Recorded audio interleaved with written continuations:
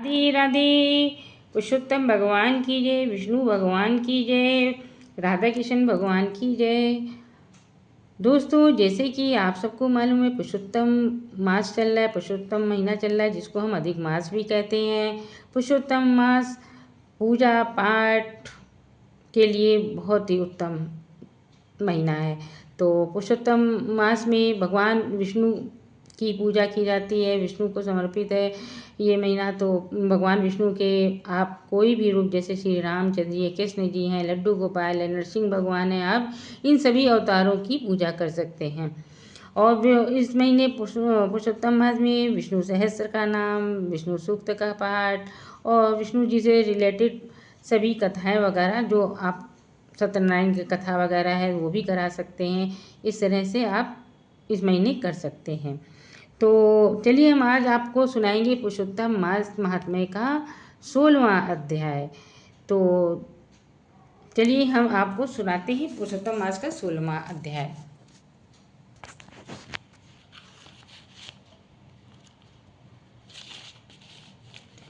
बोलिए विष्णु भगवान की जय, पुरुषोत्तम भगवान की जय। सुदेव को पुत्र की प्राप्ति। श्री हरि द्वारा वर देने के पश्चात गरुड़ जी सुदेव ब्राह्मण से बोले, हे द्विज श्रेष्ठ, तुम्हें श्री हरि ने पुत्र देने का वर मेरी प्रार्थना पर दिया है। तू धन्य है, क्योंकि तेरी बुद्धि श्री हरि भगवान में लगी है। तत्पश्चात श्री हरि भगवान अच्युतम वर दें। गरुड़ पर चढ़ तत्काल अपने स्थान को गए और सुदेव भी स्त्री सहित इच्छित वर पाकर घर जा गृहस्थी के उत्तम सुख भोगता रहा।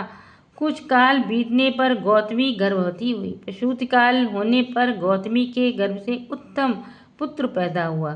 सुदेव ने श्रेष्ठ ब्राह्मण को बुलाकर जात कर्म क्रिया और तथा स्नान कर याचकों को बहुत दान दिया। शरद पूनों में चंद्रमा के समान कांति वाला तथा सुखदेव जी के समान तेजस्वी बालक का नाम सुखदेव रखा गया।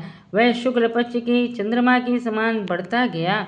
वैदिक संस्कार को प्राप्त हो ब्रह्मचारी बनकर शुक कुमार वेद पढ़ने को गया और श्रेष्ठ बुद्धि से गुरु जी को प्रसन्न एवं आनंदित कर एक बार कहने से ही सब विद्या पढ़ गया। वाल्मीकि जी बोले, एक बार जब वहाँ देवल मुनि आए तो उनको देख सुदेव ने हर्ष से नमस्कार दंडवत किया और विधि से अर्ध पादादि से पूजन कर आसन बिछाया। चरणों में पड़े हुए कुमार को देखकर मुनि बोले, अरे सुदेव, तुझसे हरि भगवान प्रसन्न हुए, इससे तू धन्य है। तुझे ये दुर्लभ से सुंदर पुत्र प्राप्त हुआ। ऐसा पुत्र नम्र बुद्धिमान वाग्मी वेदाध्ययन करने वाला कहीं भी किसी के यहाँ नहीं देखा। हे पुत्र, यहाँ आ, मेरे हाथ में ये क्या कौतुक है। पुत्र का हाथ देकर मुनि आश्चर्ययुक्त हो उत्कंठित ब्राह्मण से बोले, हे सुदेव, तेरा ये पुत्र गुणों एवं सौभाग्य का सागर है, किंतु इसमें एक महादोष है जिससे सब व्यथा है। हे सुदेव, ये पुत्र 11वें वर्ष में जल में डूबकर मर जाएगा। देवल मुनि तो ऐसा कह ब्रह्मलोक को गए और सुदेव मुनि के वचन स्मरण करते हुए बहुत देर तक दुखी रहे।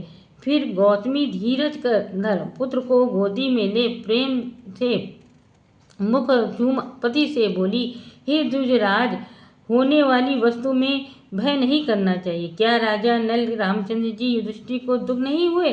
अतः नरश्रेष्ठ, जो होने वाला है सो तो होगा ही। अतः हे नाथ, उठो, तुम शरणागत होकर जीवों के रक्षक निर्वाण पथ हो देने वाले सनातन हरि को भजो। तब अपनी स्त्री के ऐसे वचन सुनकर हृदय में हरि के चरण कमलों को ध्यान कर सूर्य जी उत्पन्न दुख से वह तत्काल छूट गया।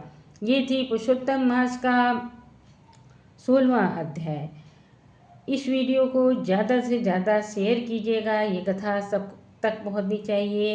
ये भी एक पुण्य का काम है। चलिए, अगली वीडियो में मिलते हैं। राधे राधे।